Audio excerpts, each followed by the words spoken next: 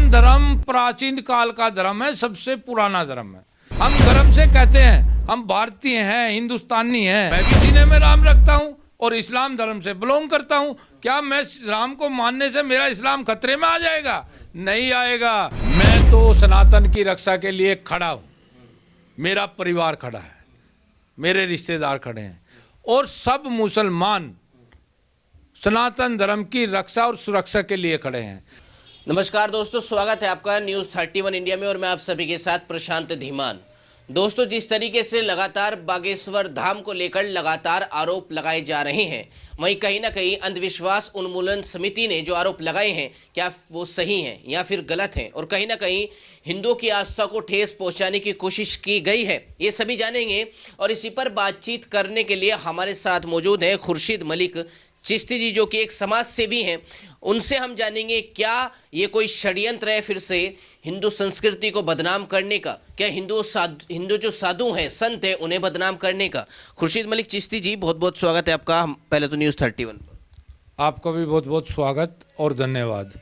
मैं आपसे जानना चाहूँगा, ये जो बागेश्वर धाम को लेकर अंधविश्वास उन्मूलन समिति ने आरोप लगाए हैं, इसको आप कैसे देखते हैं? देखिए, इसमें तो सर ऐसा है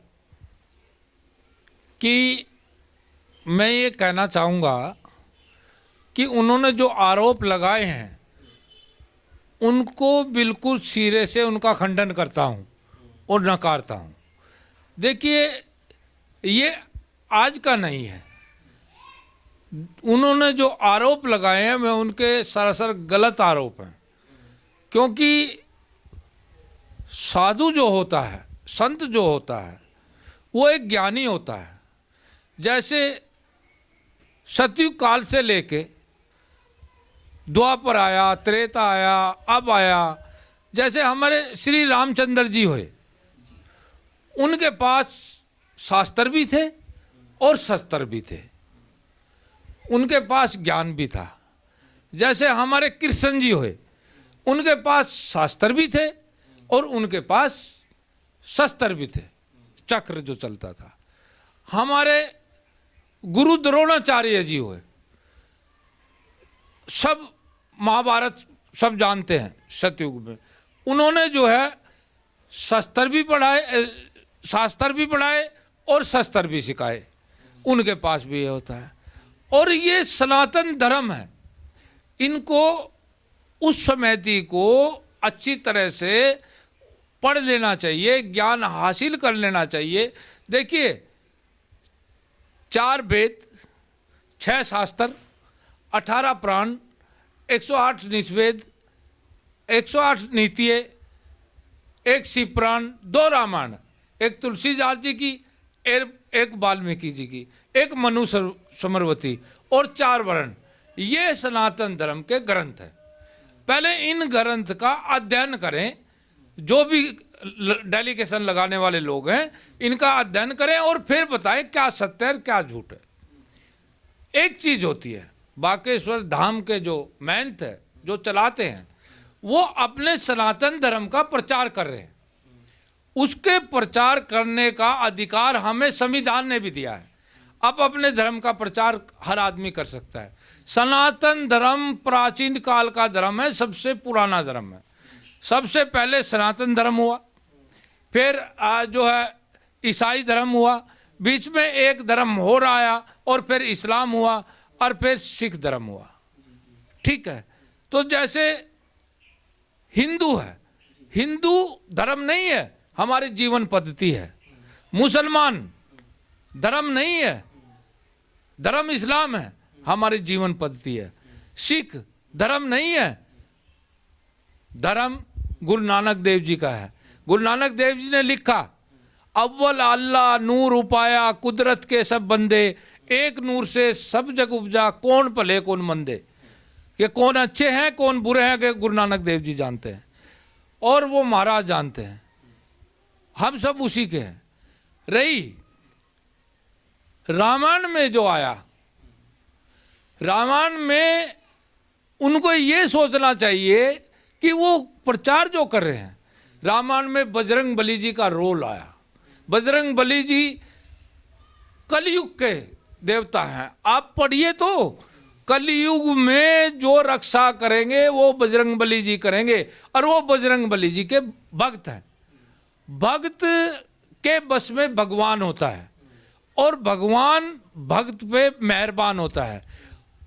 हो सकता है हनुमान जी उन पे जो है कृपा हो उनकी, और उनको सारी चीज़ों का ज्ञान हो, क्योंकि पंडित में और पंडित में अंतर होता है।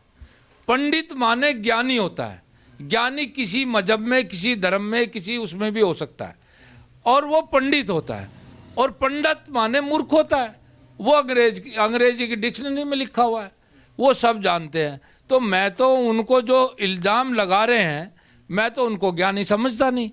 देखिए, सनातन धर्म हमारी एक आस्था तो है, लेकिन सब लोग, चाहे हिंदू हो, मुस्लिम हो, सिख हो, ईसाई हो, ये सब सनातन धर्म के उपजे हुए पेड़ है।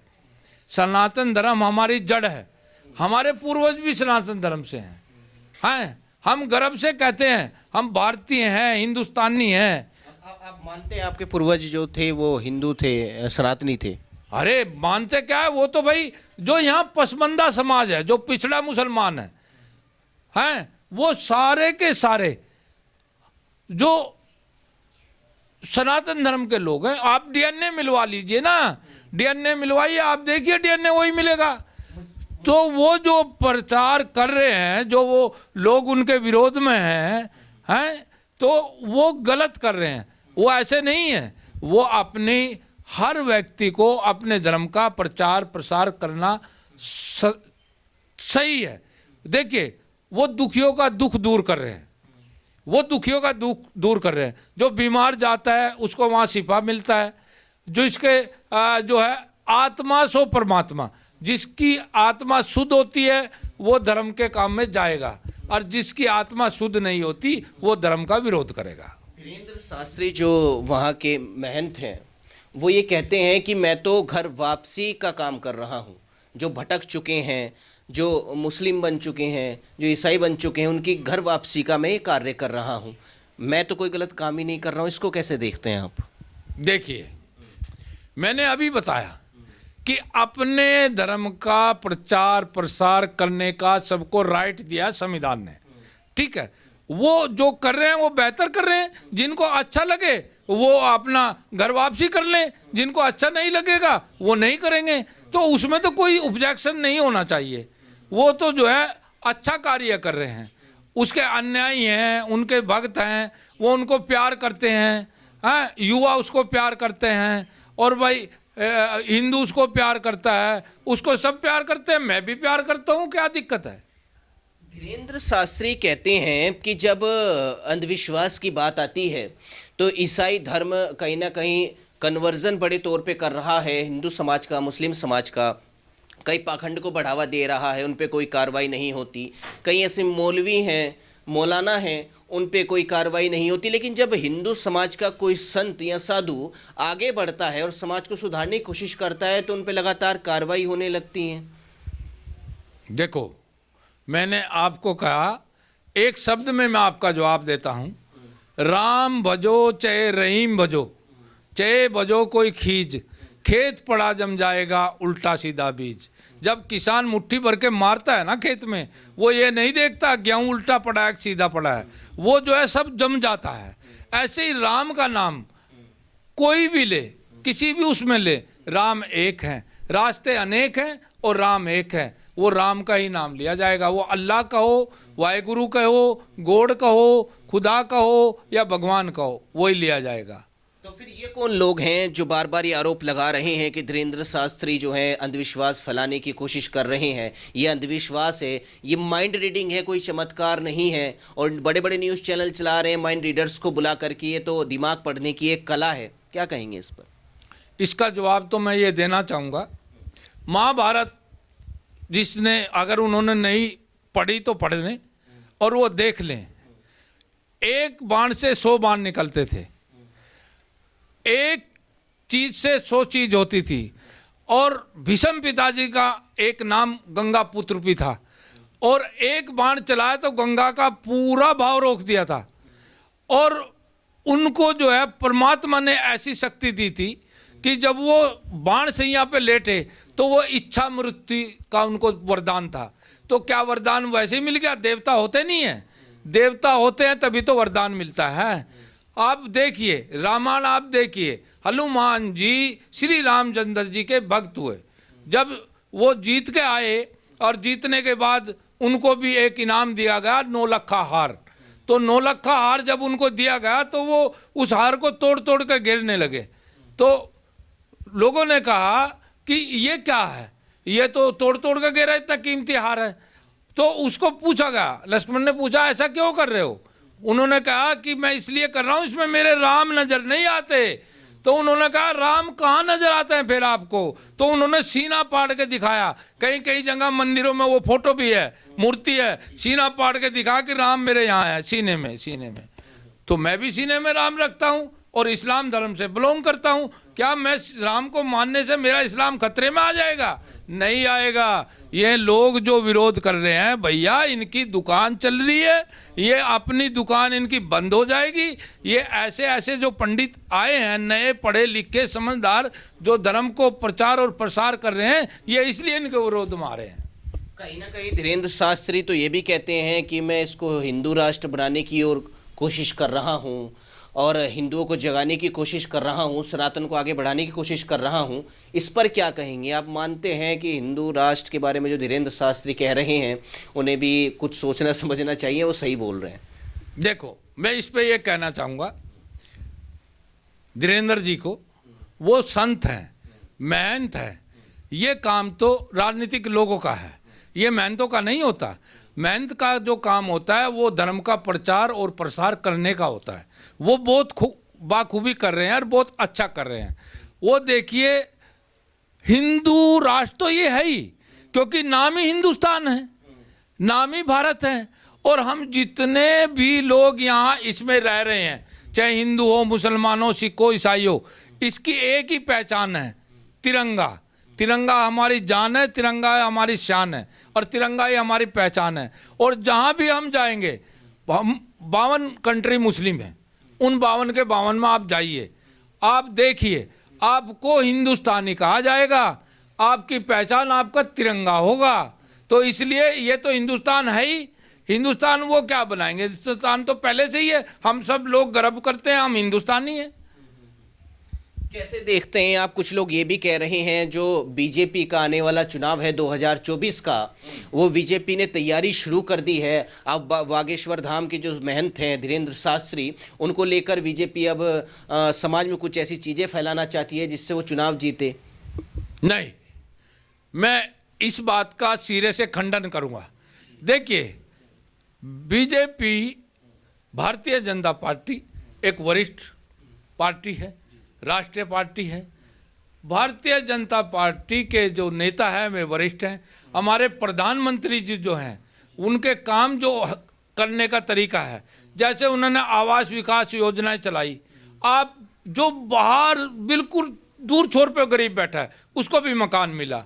जिस उन्होंने आयुष्मान योजना चलाई, उन्होंने जो गरीब कभी कैंसर हो गया और उसको जो है टीबी हो गई, बड़ी बीमारी, किडनी खराब हो गई, गुर्दे खराब हो गए, वो कई कई लाख नहीं लगा सकता था, वो मर जाता था। आज 5 लाख रुपए का उसको जो है वो मिल रहा है। आप ये देखिए, 5 लाख रुपए उस गरीब का जो है जान बच रही है, उसका ऑपरेशन हो रहा है, उसके बच्चों को रोजी रोटी मिल रही है। आप देखिए 2024 तक अनाज फ्री कर दिया, और वो अनाज फ्री मिलेगा गरीबों को, तो गरीबों को रोटी मिल रही है, छत मिल रही है, और उसको बीमारी के लिए दवा मिल रही है। और गरीब को क्या चाहिए? रोटी, कपड़ा और मकान, वो उसको मिल रहा है। तो इसलिए मुसलमान, अब मैं इस पे ये कहना चाहूँगा कि मुसलमान जो है, जो पसमानदा समाज है, जो पिछड़ा समाज है, वो मोदी जी के साथ आज से नहीं 2009 से है। और जब से मैं, अब मोदी जी तो 14 में आए, 9 में तो मोदी जी नहीं थे प्रधानमंत्री, अटल बिहारी वाजपेयी जी थे, हैं, उन्होंने चुनाव लड़ा था भारतीय जनता पार्टी के साथ, तो जब भी था मुसलमान, और आज भी है और आगे भी रहेगा।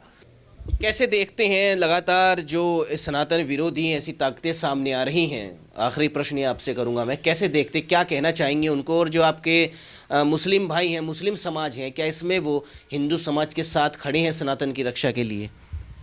देखिए, मैं तो सनातन की रक्षा के लिए खड़ा हूँ, मेरा परिवार खड़ा है, मेरे रिश्तेदार खड़े हैं और सब मुसलमान सनातन धर्म की रक्षा और सुरक्षा के लिए खड़े हैं। हम सब गर्व से कहते हैं कि हम हिंदुस्तानी हैं और हमारे पूर्वज सनातनी हैं, ठीक। और जो लोग सनातनी भी होके उसका विरोध करते हैं तो मैं जवाब चाहता हूं जनता से, वो कौन लोग हैं उनको जवाब दीजिए।